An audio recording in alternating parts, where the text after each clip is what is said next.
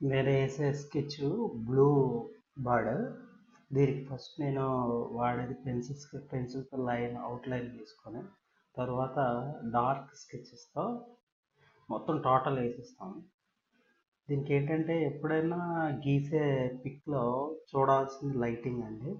Lighting ఎక్కడ పడుతుంది, lighting ఎక్కడ పడట్లేదు, డార్క్ ఎక్కడ ఉంటుంది అంటే ఇప్పుడు మీకు కళ్ళ దగ్గర కానీ లేదంటే కూర్చు ఇప్పుడు బాడు వెనక్కి ఉండేటప్పుడు కానీ ముందు నుంచి లైటింగ్ పడితే వెనక్కి డార్క్నెస్ రావడం ఇలాంటివి మనం ఎలా చూపించాలంటే పెన్సిల్స్తో లైట్ కలర్ని వైట్ పెన్సిల్స్తో చూపించాలి. ఇప్పుడు నేను ఫుల్గా బ్లూ చేసేసాను కాబట్టి ఇప్పుడు అయితే లైట్ బ్లూ ఆయిల్ పేస్ట్తో లైట్ బ్లూ ఇదైతే నీట్గా తెలుస్తుంది కాబట్టి దీంతో గీస్తున్నా. నెక్స్ట్ మీకు అక్కడక్కడ డార్క్ ఉంటున్నా ఎందుకంటే డార్క్ ఉన్న చోట కొంచెం లోపలికి ఉండేటప్పుడు లైట్ పడదు. లైట్ పడేటప్పుడు ఆ కలర్ ఏమో డార్క్ అవుతుంది. సో అక్కడక్కడ లైట్స్ నెక్స్ట్ వైట్ కూడా పెన్సిల్ యూజ్ చేస్తాం అన్నమాట. మీరు చూడండి. నెక్స్ట్ కన్ను వేసేటప్పుడు నేను కన్ను వేస్తాను. అది స్మూత్గా రావాలని చేతితో వేలుతో అలాగంటే ఆయిల్ పేస్ట్లో కొంచెం స్మూత్ వస్తుంది అన్నమాట.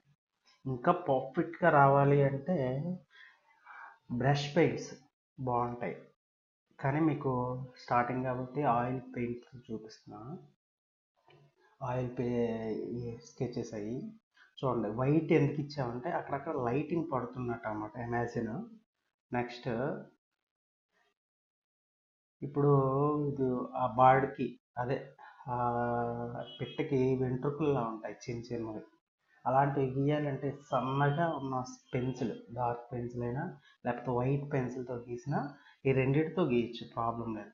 ఇప్పుడు మీరు చూడండి, రెక్కలు ఉన్నాయి కదా, ఆ రెక్కలు ఉన్నాయని తెలియాలి అంటే రెక్కలు కొంచెం పైకి ఉండేటప్పుడు లోపల డార్క్ కనపడుతుంది, పైకి ఉండేటప్పుడు మళ్ళీ వైట్ దాని మీద ఉంటుంది. అందుకే వైట్ డార్క్ యూజ్ చేసాం.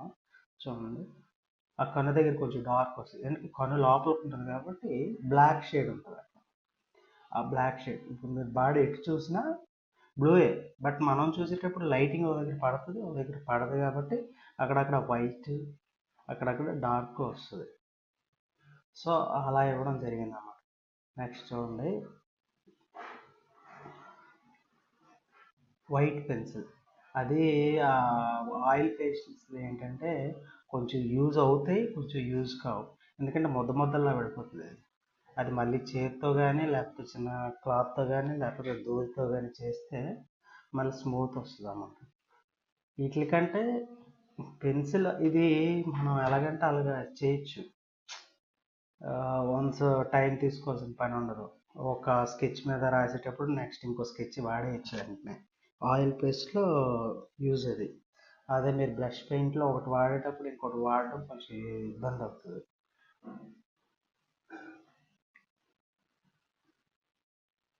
కలర్ కాంబినేషన్ ఇప్పుడు మీకు రియలిస్టిక్గా చూపించాలి అంటే వేరే విధంగా ఉంటుంది. అంటే దాని షాడోస్ వేయడం, నెక్స్ట్ షాడోస్ని అంటే అక్కడ ఉన్నట్టు ఆ లైట్ షేడ్ కానీ లైటింగ్ పడే ఏరియా వైట్ కలర్ వేయడం ఇవన్నీ ఉంటాయి.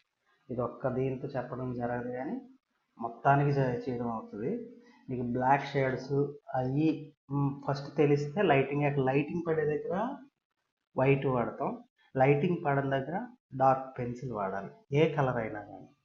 నెక్స్ట్ ఏంటంటే మనకు లైటింగ్స్లో చాలా రకాలు ఉంటాయి, ఎల్లో వైట్ బ్లాక్. నెక్స్ట్ ఒక ఏదైతే మనం వేస్తున్నాం పెట్ట కానీ లేకపోతే మనిషి కానీ వాళ్ళ ఒరిజినల్ కలర్ ఆ కలర్ ఈ మూడు పర్టికులర్గా ఆలోచి చూసుకున్నామంటే ఒరిజినాలిటీ రావడానికి చాలా ఛాన్స్ ఉంటుంది. కానీ ప్రతి దీనికి పర్ఫెక్ట్గా వేయాలి అంటే కొంచెం టైం పడుతుంది. నేను కొంచెం స్పీడ్గా వేస్తాను, సో దానివల్ల కొంచెం కొంచెం ఇది అవుతుంది. కానీ నీట్గా ఉండాలంటే ఎంత టైం తీసుకుంటే అంత అవుట్పుట్ వస్తుంది. నెక్స్ట్ ఏంటంటే ఇప్పుడు వెంట్రుకల్లా ఉండాలి అంటే చిన్న పెన్తో కూడా గీయచ్చు. దానిపైన బ్లాక్ పెన్తో కనిపించినట్టు వేస్తే చిన్న వెంట్రుకల్లా ఎక్స్పోజ్ అవుతుంది బయటికి. చూడండి, నేను అప్పటికి చిన్న చిన్నవి గీసా బ్లాక్ పేస్ట్తో. అంటే నేను కెమెరాకి పర్ఫెక్ట్గా విజిబుల్ అయ్యేలా చూస్తున్నాను.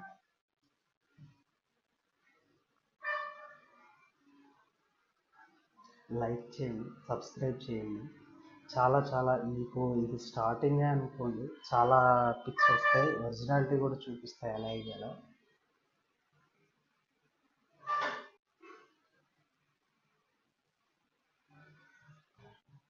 నెక్స్ట్ ఆర్ట్లో జూమ్ చేసినా అది పర్ఫెక్ట్గా ఉండాలి అంటే దాన్ని కూడా ఇంకోలా కొన్ని అంటే మనం వాడే పెన్సిల్స్ కానీ స్కెచెస్ కానీ లేకపోతే బ్రష్ పెయింట్స్ కానీ మనం వాడే విధానాన్ని బట్టి ఉంటుంది.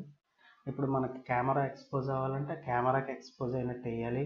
నెక్స్ట్ ఏంటంటే బయట లైవ్లో చూడటానికి వేరే ఉంటుంది, ఫోటోలో చూడటానికి వేరే ఉంటుంది. మీరు చూడండి కాబట్టి ఏదన్నా అంతే.